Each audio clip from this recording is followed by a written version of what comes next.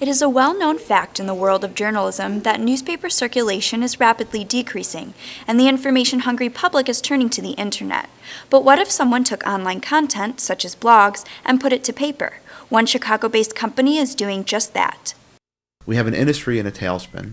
We have potentially these principles that are working online on the internet that we could apply to an offline world, and I hope that the newspaper wouldn't go away, and so that sort of brought me to the point where I decided to try and start the printed blog.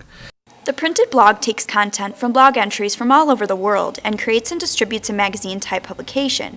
The issues are handed out early on Thursday mornings at the Belmont Red Line, Southport Brown Line, or Damon Blue Line L stops. Every time I refresh my email, I have another one or two bloggers submitting their content. I just got off the phone with somebody. We get unsolicited phone calls all the time from bloggers interested in contributing.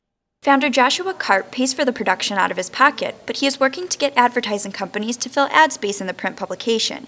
The power of the printed word, as I said, is extraordinary and will continue to compel advertisers to want to get people's eyes to gaze upon their ad after they've read a wonderful article. Karp also has a handful of interns, or unpaid professionals as he calls them, working on the paper's layout and content, many of them journalism students at local universities. For me, I just feel like there's no better place for me to be right now than being a part of this new concept. Whether it works out or not, it's an amazing experience of how newspapers run and how they could ultimately fail. Currently, a hot topic of debate is blogging the new form of journalism. Craig Canale, founder of a blog called Breaking Tweets and journalism student at DePaul University, says yes. In a lot of ways, it's kind of like columns of old in newspapers and columnists. And you have these bloggers who are really establishing a name for themselves, and I think that's huge.